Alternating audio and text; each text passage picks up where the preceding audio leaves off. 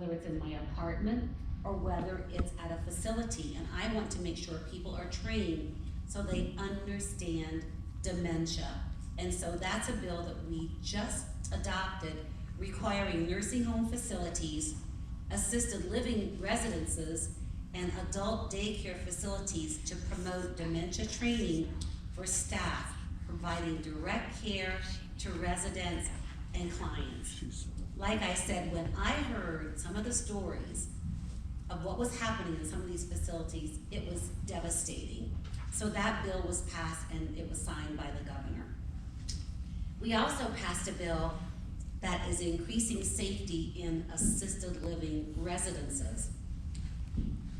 This bill made several changes regarding the oversight of assisted living residences, including adding protection for residences around the involuntary discharge process, making the State Board of Health with establishing a minimum standard for assisted living residence administration, and lifting the low cap on the fines that can be levied against an assisted living residence for violations. One of the stories I heard that, I'm on the health committee, so this bill came to the health committee. There were several ladies who came to testify, and one in particular just broke my heart because her mother ended up dying because things weren't being done correctly at this assisted living residence. And I'm not gonna go into details, but her testimony convinced everyone on the health committee to vote for this bill. So increased safety in assisted living residences, that is now a new law and it's been improved. This bill was one of my bills with another senator. It's called Security for Colorado Seniors. This bill expands and continues an existing grant program in the Colorado Department of Human Services to support projects that promote the health, equity, and well-being of older Coloradans, and that they are consistent with the recommendations of the Strategic Action Plan on Aging. And the reason this is so important, most of us in this room are probably fortunate enough we can make it, but there are so many seniors out there that literally can't pay their rent, they can't buy groceries, they're in dire straits. So all of the senior facilities or places where you can go to get assistance, we are now bumping those numbers up so we can help more people. And this is so important because during the pandemic, the people who suffered the most were our senior citizens, and I was very aware of that. So Security for Colorado Seniors, that bill was double-figure millions that we're giving to organizations that work with the aging so they can help anyone who needs help. And even though you might live here at Heather Gardens and you may be comfortable, one of these days, if you ever need help, you know that you can go to some of these organizations and you will get the help you need as a senior citizen. Another bill that we passed this year was supporting recovery programs for persons who wander. I didn't know what this was until I heard the testimony, and we had many people come to testify about this bill. And this makes sure that the Colorado Bureau of Investigation, when they're creating and maintaining a public website with information on recovery systems for families or persons who wander, that you get what you need. Because so many people have lost loved ones. Unfortunately, it's really sad whether that person wanders away. There are websites that needed updating. We needed help with how do you find these people and how do you let the families know. So this bill, like I said, when it first came to my committee, I didn't know what it entailed, but after hearing testimony, I realized how important this bill was to those families who need help. If they have someone in their family who has wandered away, who has a medical condition such as Alzheimer's. For example, with the recovery program, if there is somebody who wanders and the family lets us know, They have a device that we can put on these people that helps to electronically locate that person. So this is really important because I have a family member who wanders, and it's really scary to think that we might not be able to find that person. But if we know that that person does wander, we can get them an electronic device so we can find them. Another bill that was sponsored in the House and the Senate, it's called a Program of All-Inclusive Care for the Elderly.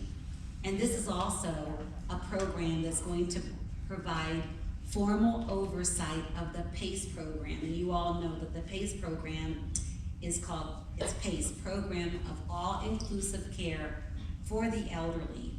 And we wanted to make sure that minimum standards are being kept and make sure that the rules are appropriate.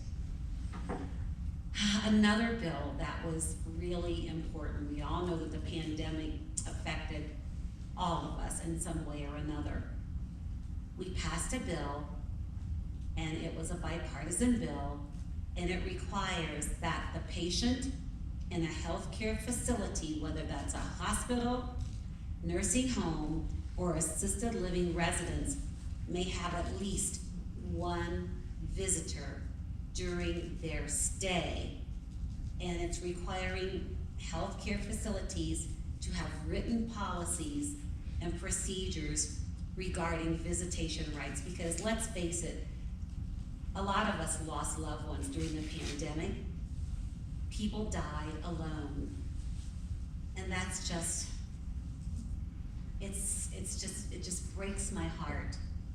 And when I heard stories from people who had family or friends in a facility who couldn't have visitors and who died alone, I didn't know what to say except we need to do something about this. So we passed that law, and hopefully we're past the worst of COVID, but if it's not COVID, it's going to be something else in the future. And I know that if I were in a facility and I had COVID, I would want someone there with me, holding my hands, and we will go along with whatever the hospitals say we need to do. It doesn't upset me if I have to put on a mask or if I have to put on a gown to keep the doctors safe and the nurses safe and to keep my loved ones safe. But I think someone does need to be in that room with someone if they are really sick or if they're dying of COVID. So that bill had a lot of controversy. I received hundreds and hundreds and hundreds of emails asking us to pass this bill, and we did pass it. Another bill that was passed was telehealth, and this was my bill, telehealth for hearing aid providers.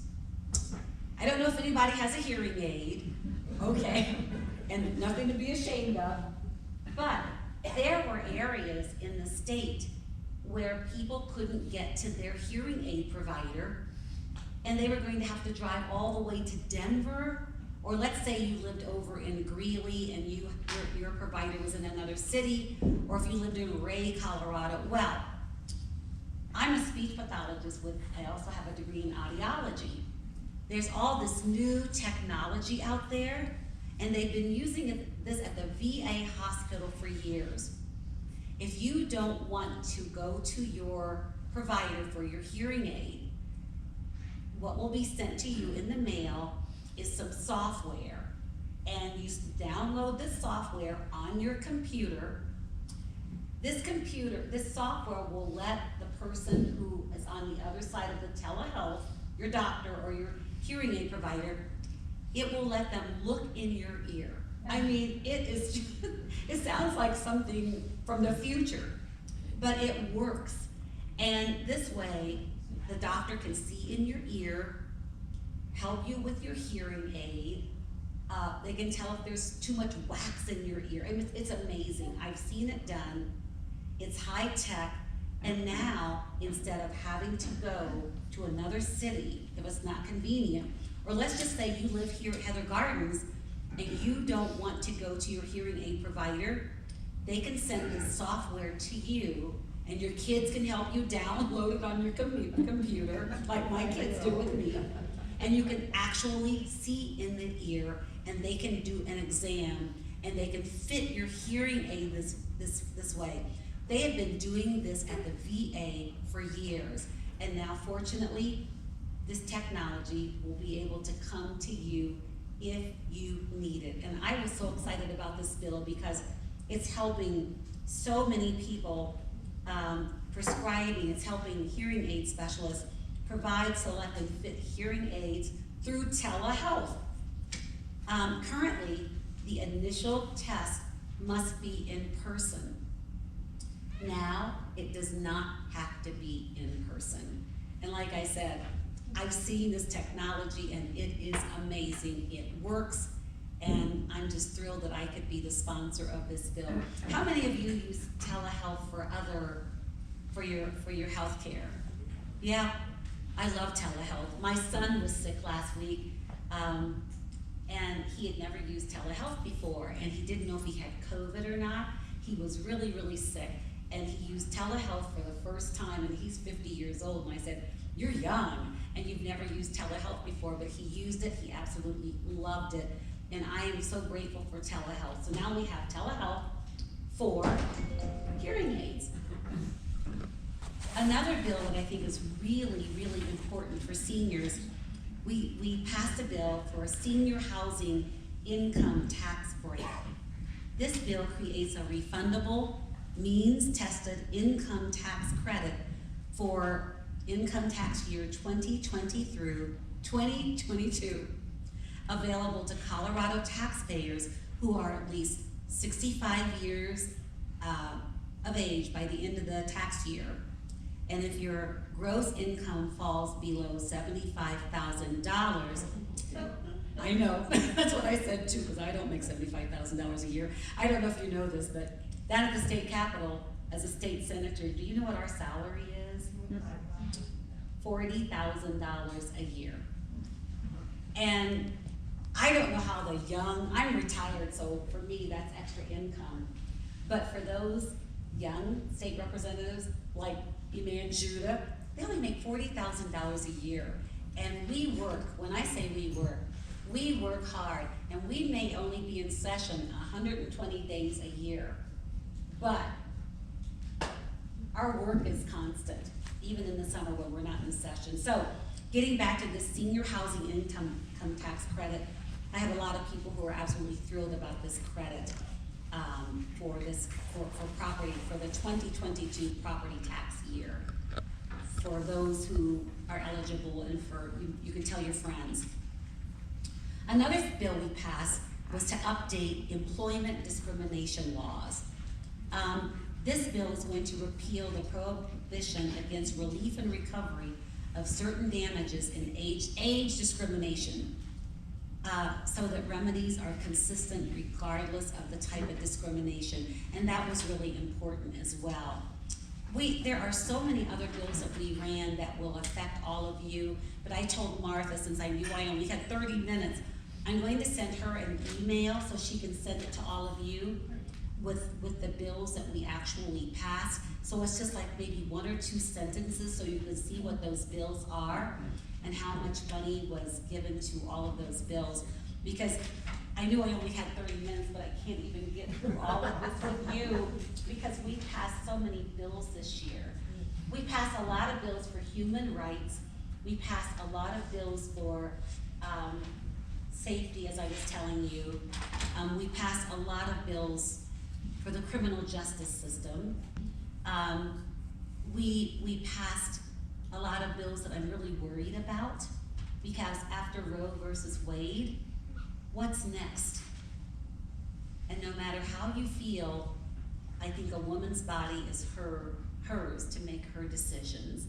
And I passed a bill this year also to help women who are incarcerated, if they're pregnant and incarcerated, that we have to let them bond with their baby, or we have to make sure that someone is with them when they're delivering their baby. Because to me, that's just a human right.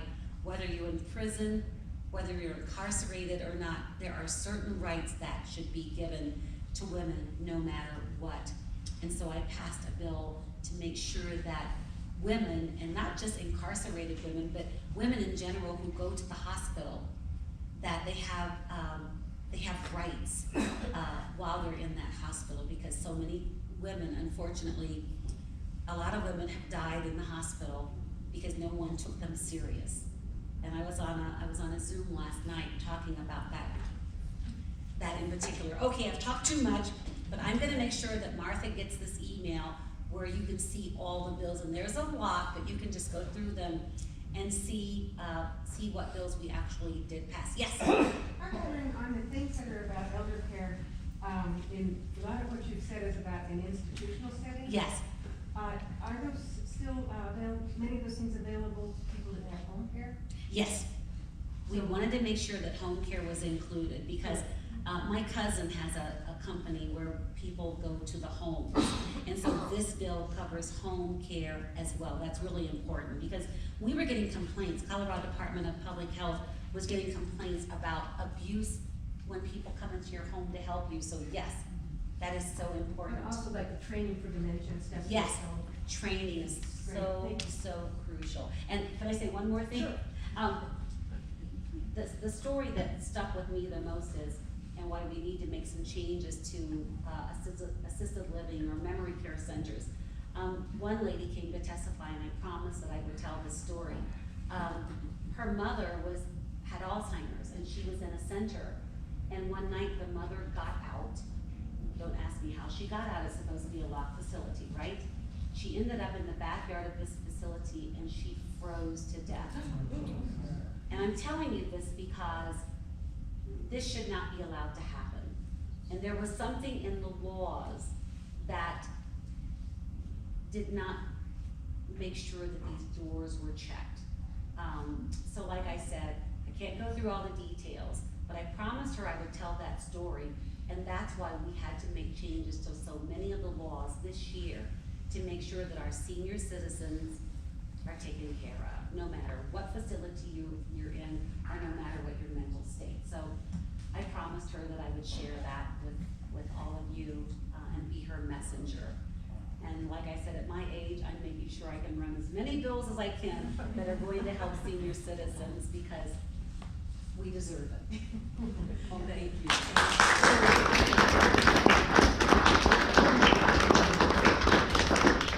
Well, it sounds like we have someone that's really rooting for us down at the Capitol. That's what we need. Thank you, Senator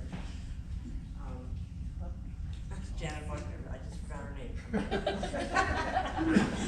And now, well, is this one of those senior problems? We need a bill for that. And next we have our representative for HD 41, and she is here. I'm glad she made it. This is Representative Iman Jodeh, and she has done so much for our area also. We are so glad to have her. Thank you.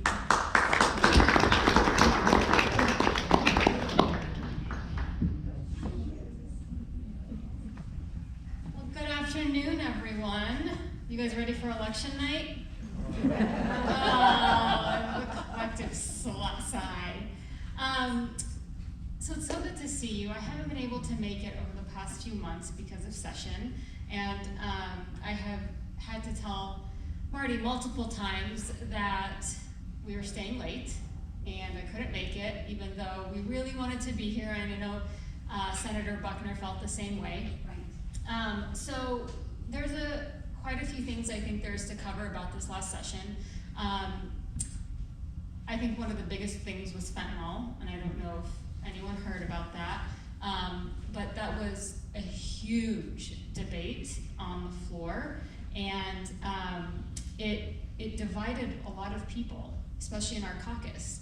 And I think there was some sentiment around the best approach should have been of making this bill two bills, one around treatment and the other around the criminal justice part of it. And so this was something that went until the very last day of session in the very last few hours. And I have never been so torn about a vote, to the point where I was near tears, and that has never happened. And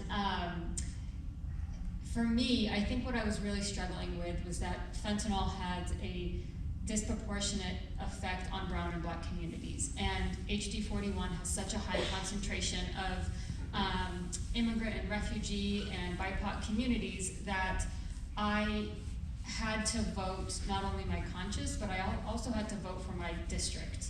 And so I did end up voting no on the bill. It did pass.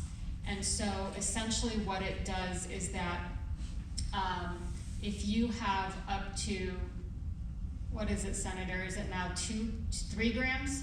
3 grams of fentanyl. You are charged with a felony. And then if you are arrested and go through treatment, that felony is dropped and it is is it a misdemeanor? It's a misdemeanor. Misdemeanor. The biggest debate, I think, among our caucus was whether it should have been any grams. Right. And it originally started at 4 grams. And so it's so complex and so in the weeds. But like I said, ultimately I did end up voting no, and the bill did pass. I do still think there's a lot of work to be done around fentanyl because it is so deadly. And I just want to share this quick story with you. Speaker Garnett, who ran the bill, was explaining to us how deadly this drug is. First of all, it's synthetic. Second of all, if you remember the family in Commerce City, I think there's 5 of them, only 1 person lived. He also told us about another 2 people in Florida. They were doing cocaine, and they didn't know it, but it was laced with fentanyl. One of the men died immediately.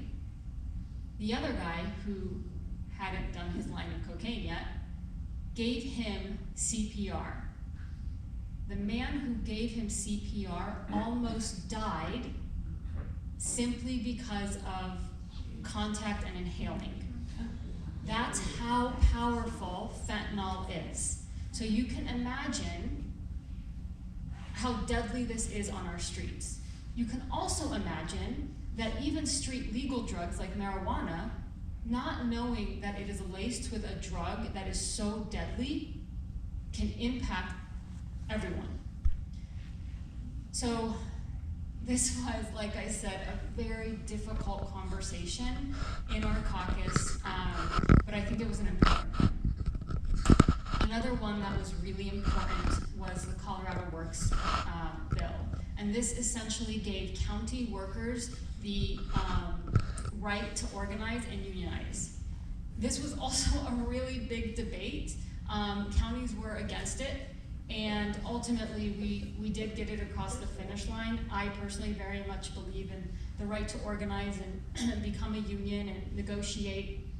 And this was something that our county workers were never afforded.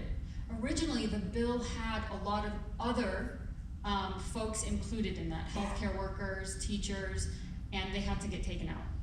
And so this is another really good example of multi-session legislation, how we have to come back to these really big bills so that we're becoming more and more inclusive in our legislation. Obviously, another really big bill that the senator touched on was REA, the Reproductive Health Equity Act. This completely protected people in Colorado who want to have an abortion. We did this because we knew Roe was going to get overruled.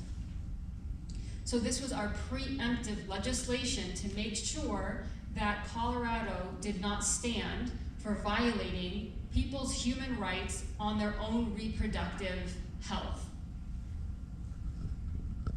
I think one thing that's important is that these decisions should lie with that patient, right? That patient and their doctor, or that patient and their doctor and their spiritual guide, that patient, their doctor, and their partner. Whoever is in on that decision, government should not have a hand in that.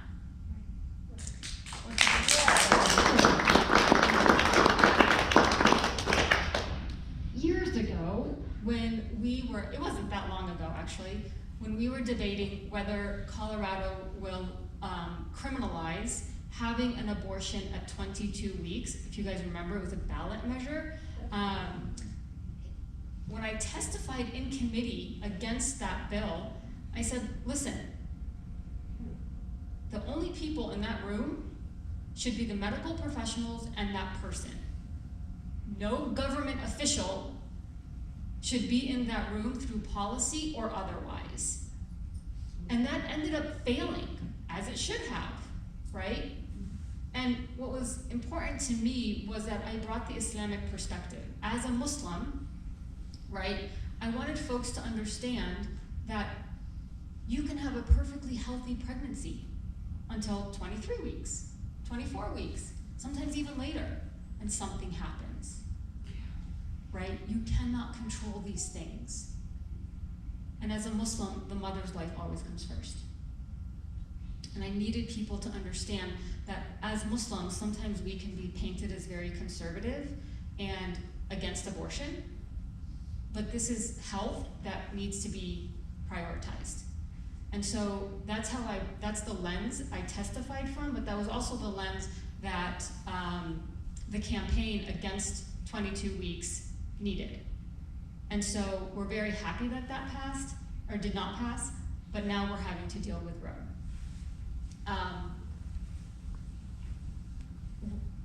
REA was landmark legislation, not only in Colorado, but in the nation. And now Colorado will be a sanctuary state for women and people needing abortions and other reproductive health. The scary thing is that with these states who we've heard have trigger laws, right? Some of these states are saying not only is it criminalized, but if you go out of state to get an abortion, the person who has the abortion and the provider should be extradited back to the state who has criminalized abortion. That's how extreme some of these states are getting. So, again, another great example of work still to do.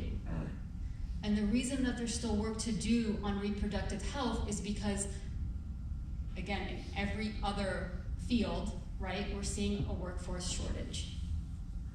Knowing that there's going to be an increase of people coming to Colorado for sanctuary on their health, we need to make sure we have the people to provide that care. And currently, there is a shortage. So how do we protect our providers? How do we make sure we're bringing people in the fold? How do we make sure that they're on the ramp and pathway to be in this field? I want to shift a little bit, but keeping on the topic of healthcare, we passed a really big bill this session, myself and Senator Buckner and Representative Sirota and Senator Winter, around prescription benefits and step therapy. So the senator and myself have experienced something called step therapy. Does anyone know what that is? A lot of people don't, but when you hear it, you're like, oh yeah, I've gone through that. So I can give you my example. I have epilepsy, and when I was first diagnosed, my doctor was like, we're gonna put you on Depakote and that should do it. But as I grew older, Depakote wasn't working for me anymore. So my neurologist said, okay, let's try Keppra. Keppra did not work for me. I had seizures. Okay, let's try lamotrigine. Lamotrigine worked. And so step therapy is essentially saying, let's go through the steps to find the right care for you. What is the right prescription that you need to be healthy? Sometimes step therapy is absolutely needed. In my case, I needed to go through step therapy to find what works for me. But there are a lot of people who do not need to go through step therapy and are forced to do it because their insurance or Medicaid makes them do it.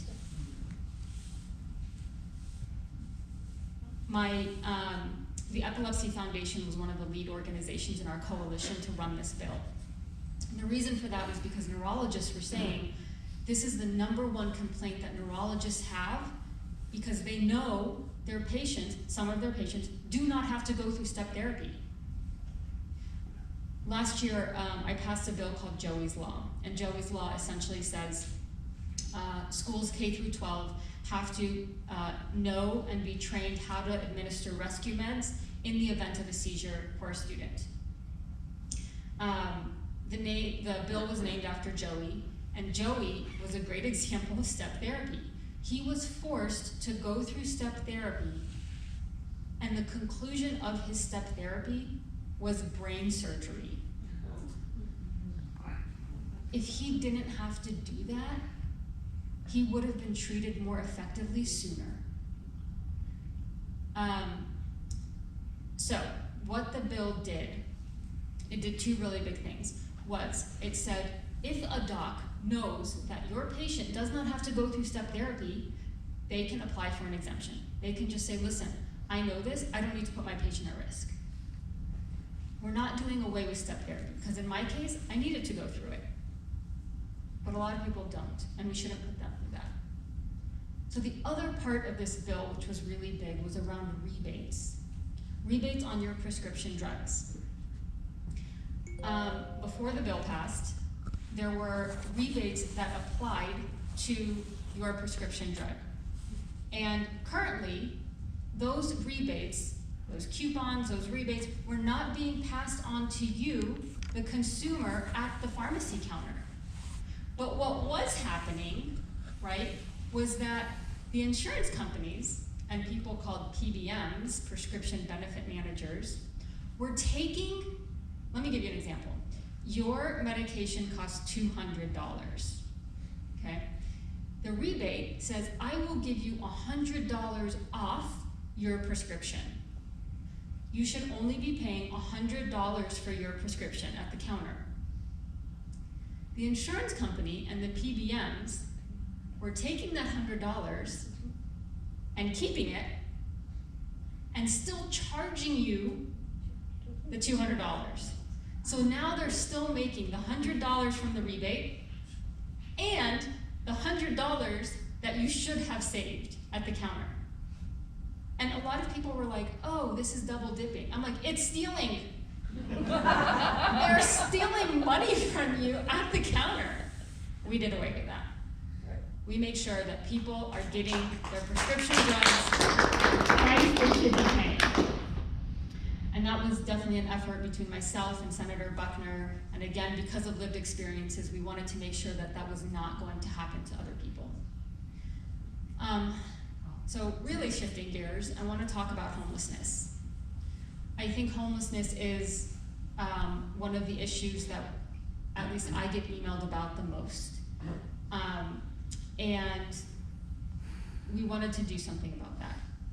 Colorado got a big chunk of the ARPA funds, American Rescue Plan funds. Yes. And a policy priority for the Democrats was around homelessness. And so a bill that we passed, myself and Representative Sullivan, said that we are going to build a campus for housing, for a shelter, but it's not just a shelter, right? We have those, and they can be a Band-Aid. This shelter will provide wraparound services, healthcare, mental health care, job training, transportation to your job, a way for folks to get on their feet and back into the places that they wanted to be in their lives. We know that COVID has compounded homelessness, right? It was already bad, but it's gotten worse. And so we need to make sure that we are getting Coloradans back to the place they want to be. And so this is a great way of doing that. The bill calls for municipalities to submit a proposal as to what they would do, either build a campus or retrofit an already existing building to make sure that the vision of this project is executed properly. NBC News National reached out to me and they said, Colorado's solution for homelessness through this bill was innovative. In Tennessee, you are charged with a felony, arrested, and have your voting rights taken away if you are homeless. That'll fix it.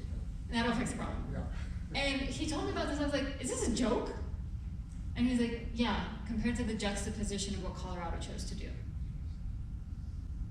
But again, work is not done. A lot of work still around this to do. I think this past session was incredibly successful for a lot of us. And the final bill that I want to talk about that I'm really proud of, that I ran with Representative Monica Duran, was the TANF bill. TANF is a temporary assistance for needy families. This program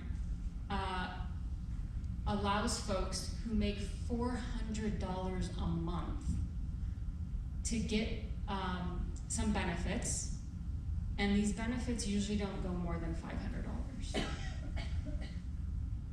TANF is for families who have two parents, right? A child or two children, or a parent, a child, or two children. And sometimes even more. You can imagine, when you have $400 a month, you are really picking and choosing what you need to survive on. The problem with TANF was that not only had it been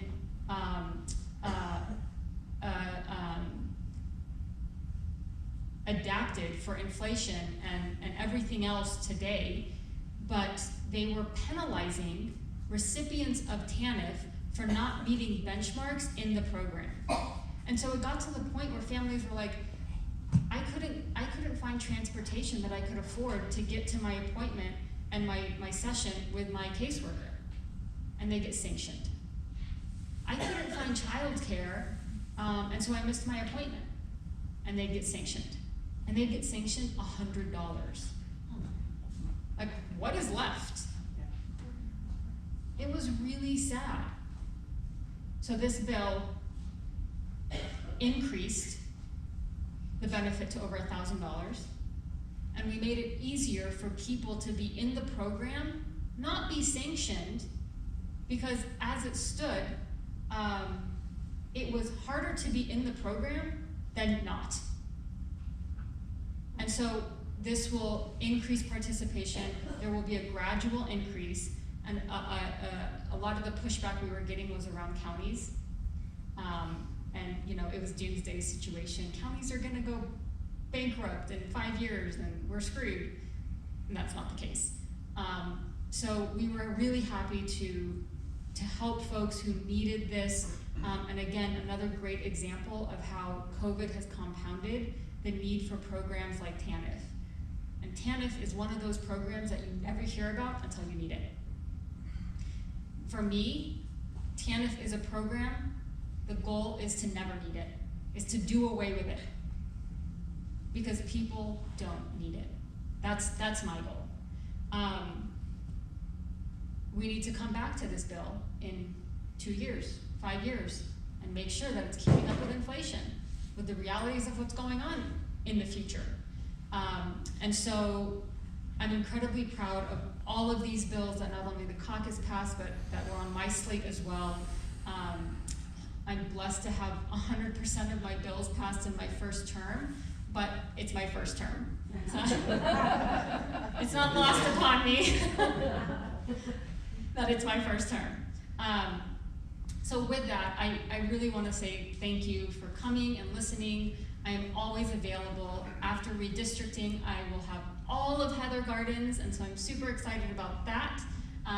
And again, Marty has my information. I will give you my cards if you need. And yeah, I think there's 2 questions. Linda, do you want to go first? Yes, Marty had told me to ask you, both speakers, that she had heard through another group she's involved with, that there is sort of a rift in the Republican Party down at the Capitol.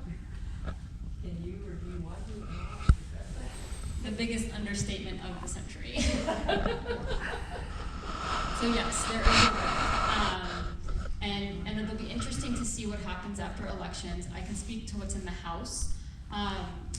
There were Republicans who were on the minority leader's team, and then there were other Republicans who were on Representative Neville's team, and there was so much infighting that sometimes members of each team, respectively, would vote against a Republican bill out of spite.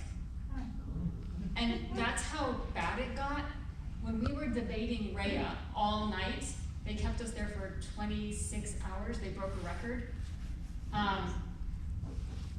Representative Doherty was on the dais chairing the CAL, the Committee of the Whole, where we debate. And one of the representatives from the Republican side got a little off topic when he was debating the bill.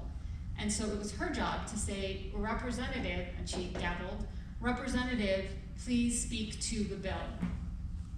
And she had to say it a couple times, and he storms out and is like, is anyone gonna do anything about this?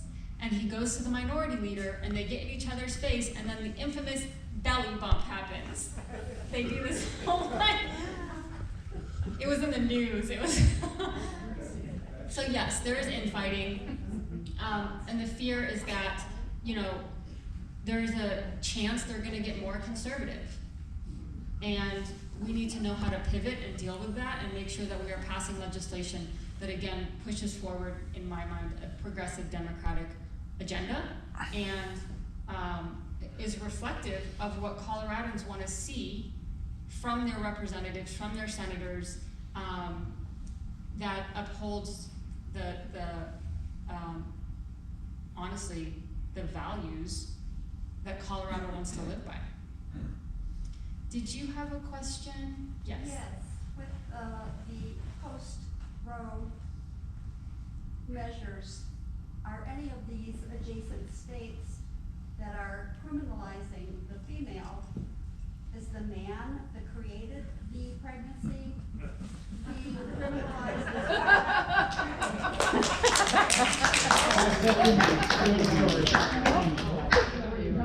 So when we were debating Rhea, I said, not publicly, why don't we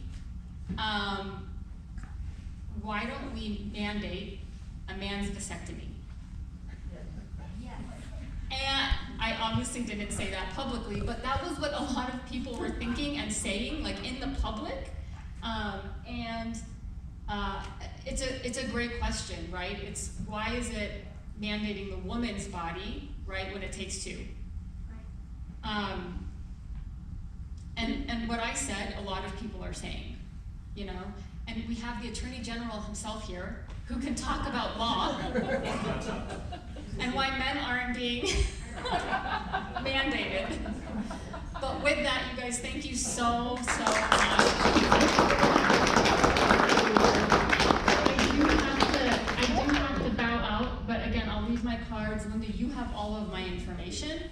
Please reach out anytime. Being a representative doesn't just end at the end of session. Right. I am here 24/7.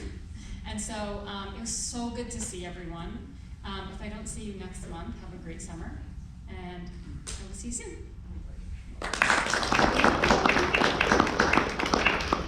Thank you, Rep. Jodeh. That was wonderful. We're always so happy to see her when she comes up and tells us what's going on up at the Capitol.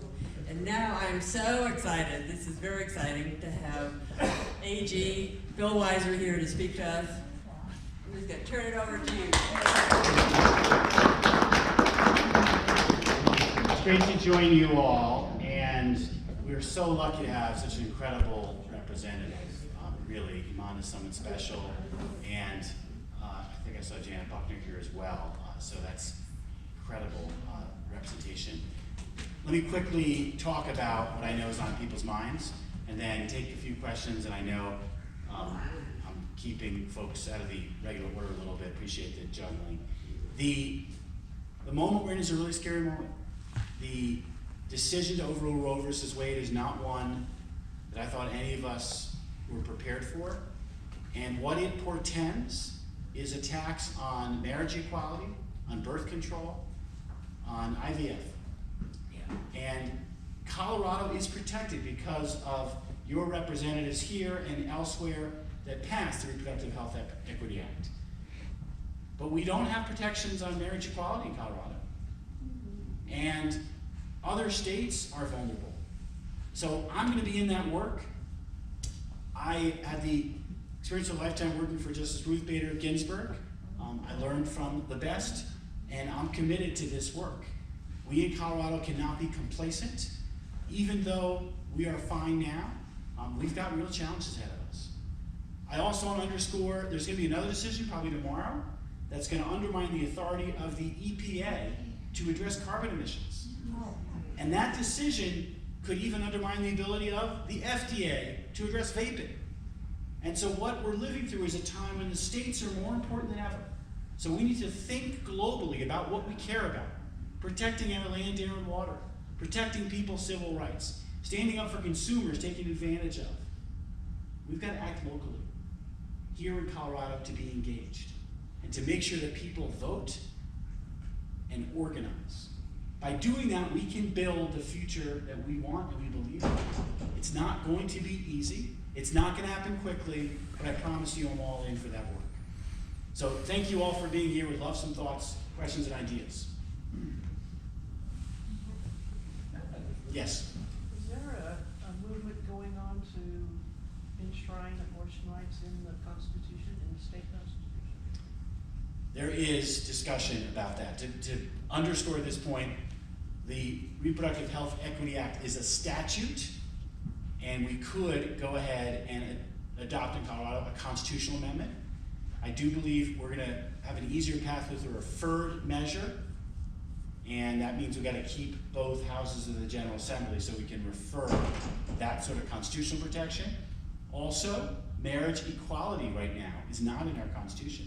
The Colorado Constitution says marriage is only between a man and a woman. And because we're dependent on the Supreme Court right now for our rights that we can't depend on, we probably need to change that too. Quickly.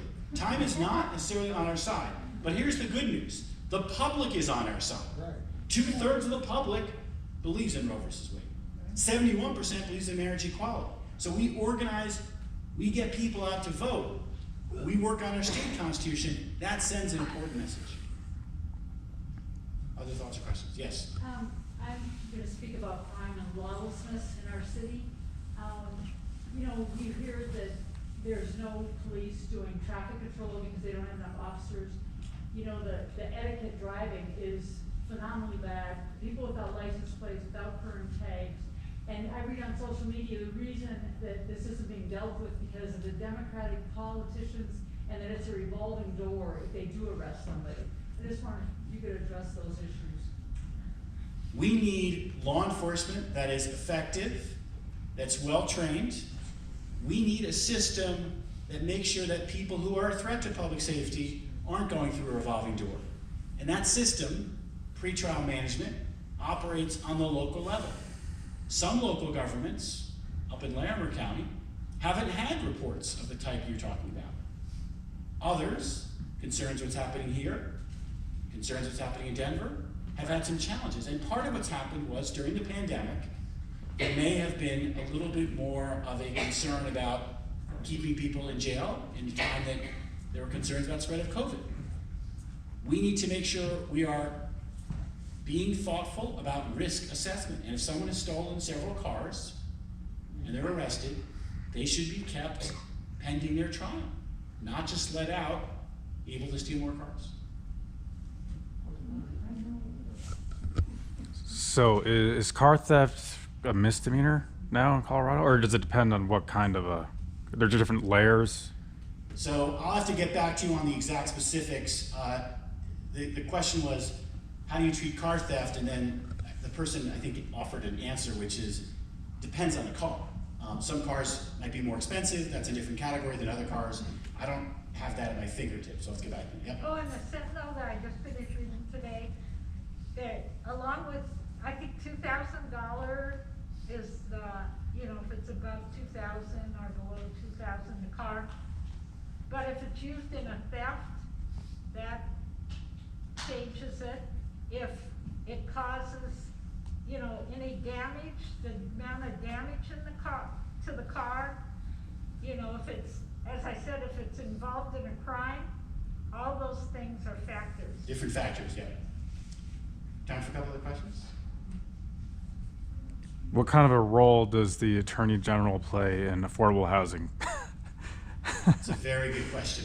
And the answer is, we don't have a big role in affordable housing. We did this session get a new housing unit to address unfair housing practices, some of which we've seen in areas like mobile homes and others.